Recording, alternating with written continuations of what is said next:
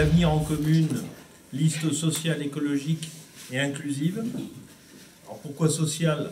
Je dirais bien évidemment parce qu'il y a une véritable urgence à Tarbes sur cette question-là.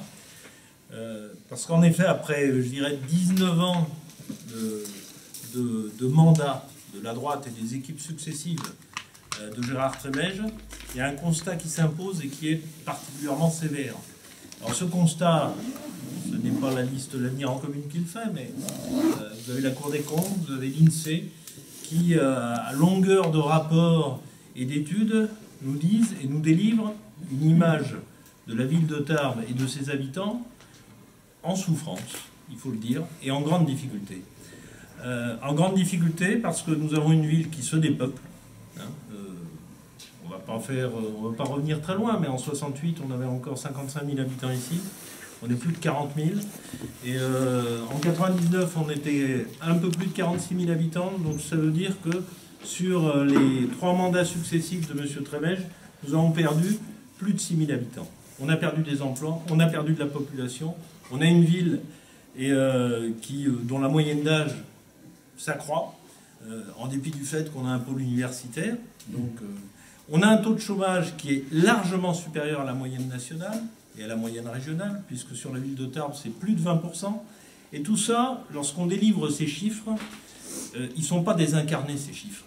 C'est-à-dire qu'ils ont une réalité qui est celle de la souffrance des populations et de la pauvreté.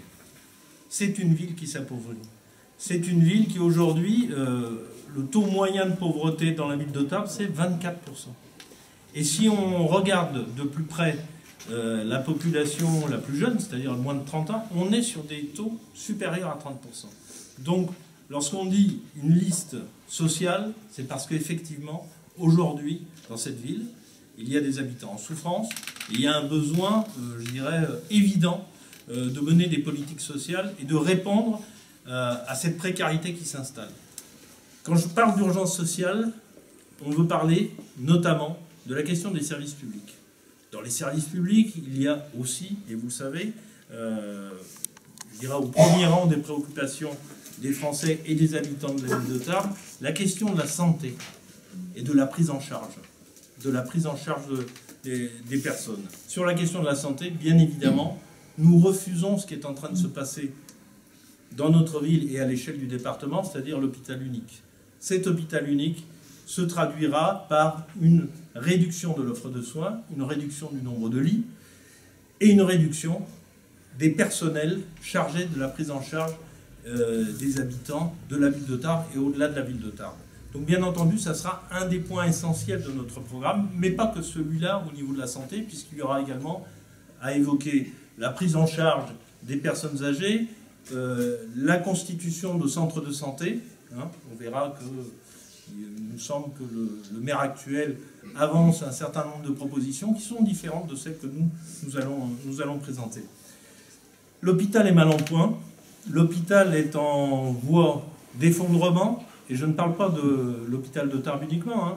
Il y a des professionnels de santé et des médecins, 1100 chefs de service et médecins, qui alertent aujourd'hui sur la situation. Et ils emploient le mot d'effondrement en disant « les politiques de santé menées maintenant depuis des années nous ont conduit à une situation, je dirais, quasiment impossible, et en tout cas à une situation de dégradation accrue de la prise en charge, des populations. » Alors quand on parle des services publics, il y a la santé, mais il y aura également l'école, bien entendu, et il y aura également aussi le transport urbain. Toutes ces questions-là feront partie, à part entière, de notre programme.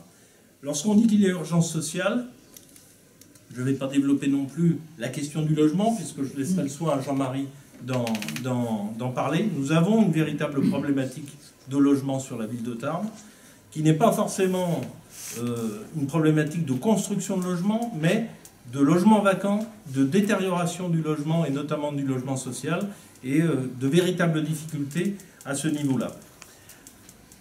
On va parler également, durant cette campagne relativement courte, puisqu'elle est de 2 mois, de l'urgence environnementale. L'urgence environnementale, elle est, je dirais, elle n'est plus à expliquer. Je crois qu'à longueur de rapport, que ce soit les rapports du GIEC ou d'autres rapports d'experts, on est confronté à un dérèglement climatique, on est confronté aux 10 dernières années qui ont été les plus chaudes en moyenne sur les 130 dernières années. Et alors vous allez me dire, ça c'est des questions globales, des questions nationales, des questions internationales. Oui, ce sont des questions globales, nationales et internationales. Mais s'il faut penser global, il faut agir local. C'est-à-dire qu'il ne faut pas dire pour autant que nous n'avons pas, je dirais, le devoir absolu pour les générations futures et la possibilité d'inverser le cours des choses. Et donc cette urgence environnementale, elle sera au cœur et elle traversera, je dirais, l'ensemble du programme que nous présenterons.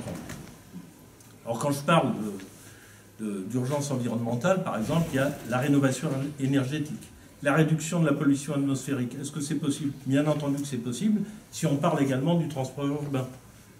Que doit-on faire en matière de pistes cyclables? Là, il y aura également des travaux, et je dirais des propositions très concrètes, parce qu'une ville comme la ville de Tarbes, dont je dirais le niveau de dénivelé est très faible, réunit toutes les conditions pour que l'on développe des modes de transport alternatifs au transport en voiture et par automobile.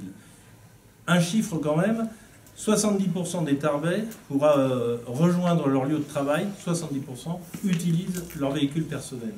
Est-ce qu'aujourd'hui, il n'y a pas moyen de réduire ce recours au véhicule personnel? Bien entendu, nous considérons que c'est possible, mais encore faut-il pour cela que les infrastructures répondent aux besoins des populations. Il y a besoin de revégétaliser cette ville.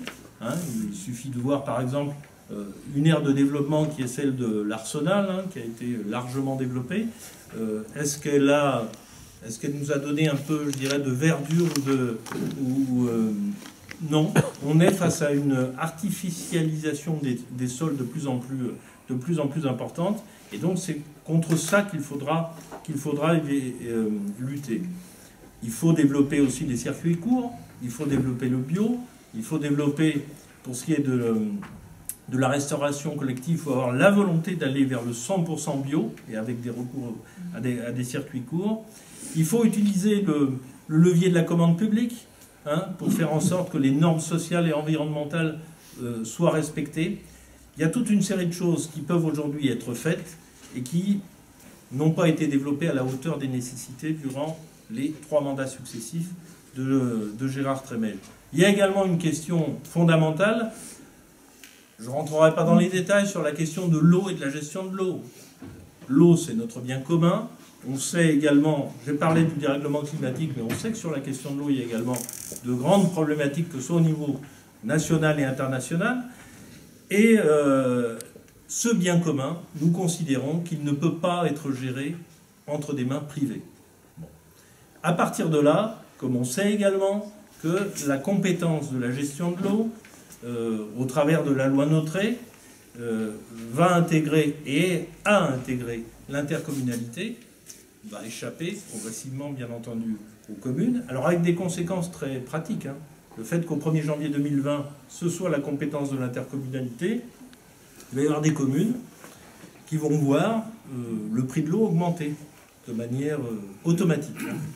Bon, mais cette gestion intercommunale, nous, ce qu'on tient à dire de manière très claire, c'est que la gestion de l'eau ne peut pas être privée, et que nous ferons en sorte de pérenniser le fait que la gestion de l'eau soit sous la responsabilité d'une régie intercommunale. J'ai entendu qu'au niveau de la communauté d'agglomération, il y aurait cette volonté, très bien, mais nous, la volonté, elle va, je dirais, au-delà du fait qu'on doit être en régie intercommunale là, mais de la pérenniser dans le temps et de le faire, et de faire qu'il n'y ait plus de retour arrière. C'est-à-dire, nous ne voulons pas des délégations de services publics dans la gestion de l'eau. Nous voulons une régie intercommunale publique. Et pour terminer, je dirais, lorsqu'on dit qu'on ait une liste inclusive, je vais essayer de vous expliquer, mais je pense que vous avez compris que veut dire liste inclusive. C'est l'axe central de notre projet, c'est celui-là. Et il est transversal, c'est-à-dire qu'on veut une démocratie réelle.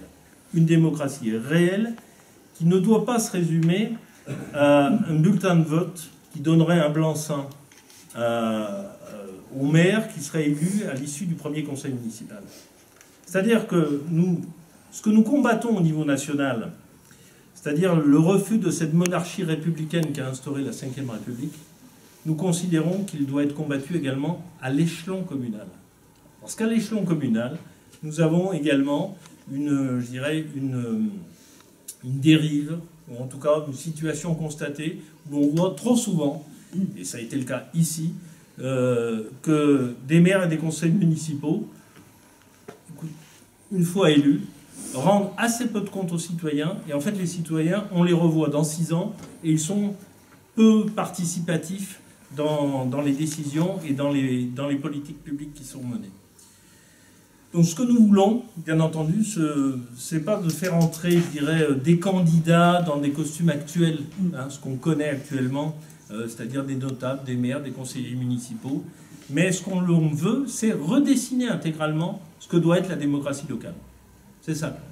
C'est-à-dire donner la parole, et au-delà de donner la parole, leur donner aux habitants les moyens d'intervenir directement dans les décisions. Alors notre mot d'ordre principal va être, il est assez simple, décider, et charge à nous à ce moment-là de créer les conditions de la décision pour les habitants. Parce qu'il ne suffit pas de dire décider, il faut donner les moyens aux habitants de pouvoir décider. Des référendums locaux, hein, d'initiatives locales et citoyennes, notamment pour les projets structurants, hein, aménagement, urbanisme, commerce, transport, par des instances qui seront démocratiques et réinventées. Mettre en place des référendums révocatoires pour les élus qui n'appliqueraient pas de programme sur lequel ils ont été élus. Et nous, on s'engage à cela. C'est-à-dire qu'à mi-mandat, la possibilité pour les citoyens de, je dirais, provoquer un référendum révocatoire.